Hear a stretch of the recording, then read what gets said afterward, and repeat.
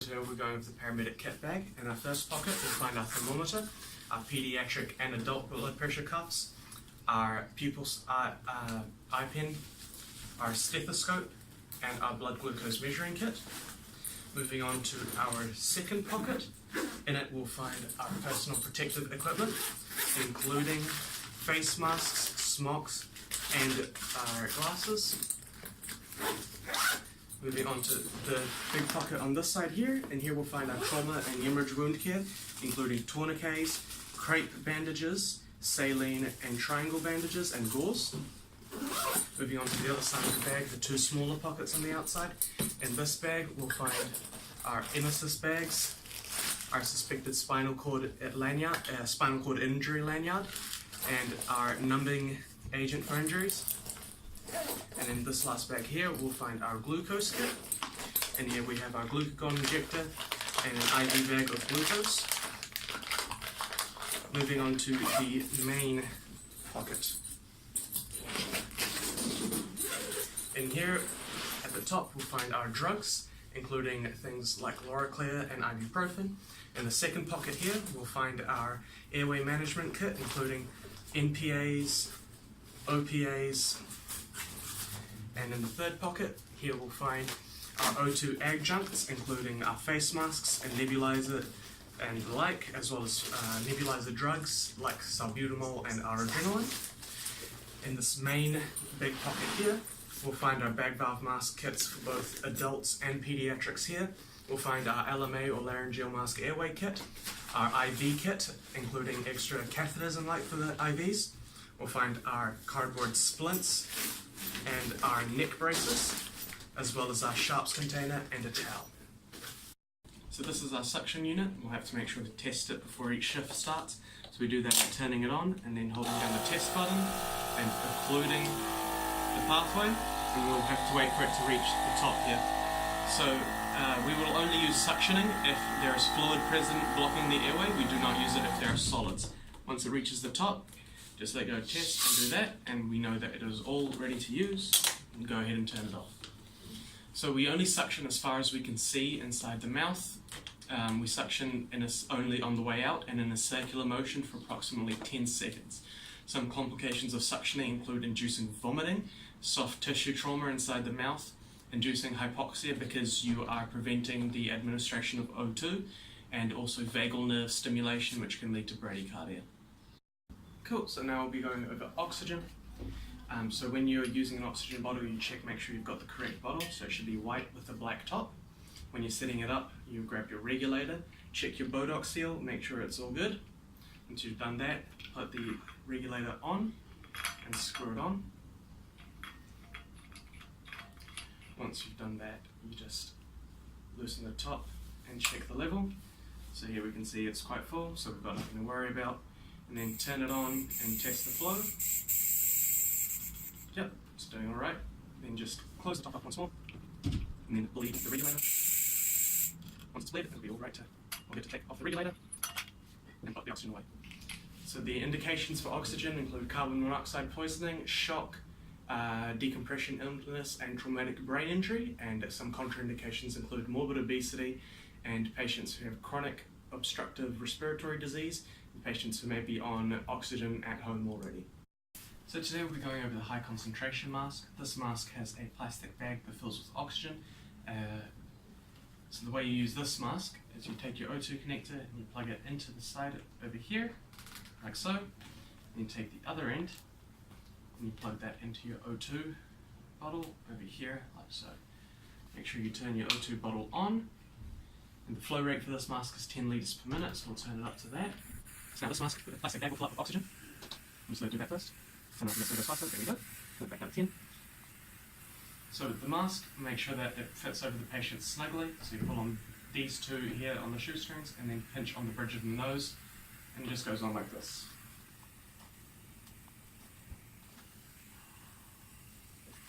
Now make sure that the patient can breathe with the mask, and if the bag starts to look a little empty because they're breathing too much or breathing faster than you'd expect, it's fine to just turn the flow rate up a bit so that the oxygen keeps being refilled. So now we'll be going over the ECG, the LifePak 12. So this one, before we start, we'll just have to make sure that we've got enough paper in the printer. Just open that up, there we go, that should be fine for now, but if we need more paper, there's more paper in the back pocket. In the back pocket we'll also find a spare battery if we do need it. So we'll just turn it on here, and then as soon as it's on we'll switch to manual mode.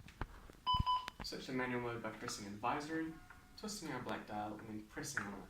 Now that we've entered manual mode, we'll need to run a user test just to make sure that it's all in working order before we go out onto our shift.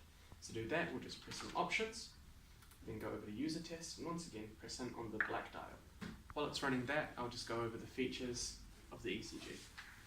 So starting over on this side, this is our diagnostic bag over here, and here we have our non-invasive blood pressure cuff. We can just take this out and we'll plug in over on this little thing over here with this plug. We'll just plug it in over there like that. Next is our end-tidal CO2 measurement. We'll just take the orange tip, we flick it up here, and we push it in, and then you'll have to screw it in. And last but not least is the SpO2 monitor.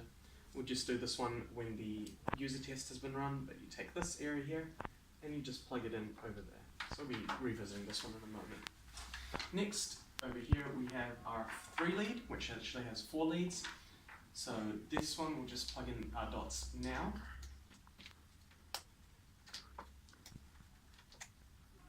There we are. And over here we have a test load for our shocking. So this is just full of resistors so that when we deliver our shock today, it'll discharge the electricity safely. And in this pocket over here, we should also have a razor and some drugs, including GTN and aspirin, and we'll have to make sure that the drugs are in date before we go out on our shift, so we don't give out of date drugs. And the razor is just here for patients who have a lot of hair on their chests that we might need to shave off. Cool. Now that we've run through all of that, we'll just need to wait for the user test to finish, and there we are. Cool, so the user test has been passed, and we'll just leave that over here for now.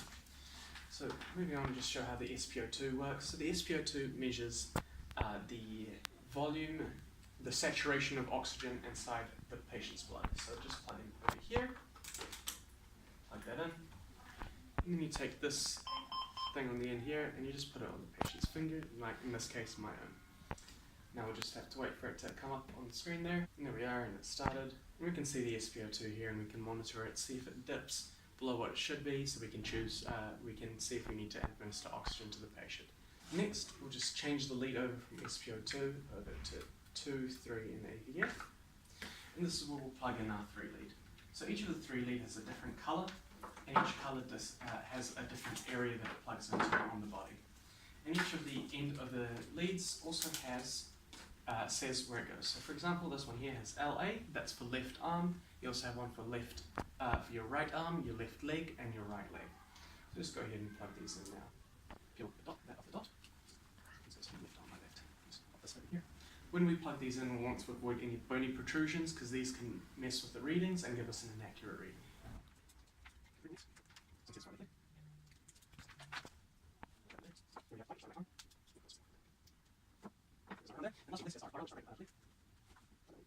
Now that we've all got them all plugged in, we can see our heart rate, we can see all of our nodes are going all right. The last thing we can do is we can turn up the volume of the heart rate here, and it should beep along with the heart. Let's press home. Good. Remove that from the screen. And just to check that, we can go ahead and check our radial blood pressure. Yep, and that's going along nicely.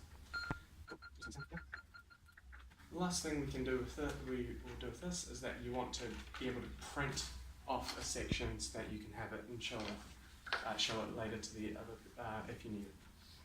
So to do that, we'll just have to ask the patient to make sure they're sitting as still as possible, because if they move around, it can affect the readings that we get. And we'll just go over here and press print, and that should print off. And then press print once more, and it'll stop. We can just take that off, and then we have a little strip of paper. Put that aside here for now as well. Next, we'll just remove all of these. Alright, and lastly, we'll just administer our shock. So for administering our shock, we'll have to first come over here to the energy select. We'll just set it low today so that it charges quickly. Set it down to 50 joules. There we are. You need to charge it.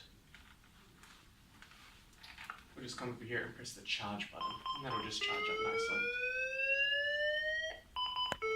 Now that it's ready for shock, it'll send off the alarm, and then we'll just press shock. And there we are, the shock has been administered. Now we can also cancel the shock whenever it's charging up, just by pressing charge, and then pressing in on the black dial at any point. And that'll just disarm the shock. Now that we've done all that, if the patient does go into cardiac arrest while we're monitoring them, all we need to do is press the Analyze button. Analyzing now. Stand clear. And it'll just go from ECG mode back into AED mode. No shock advised.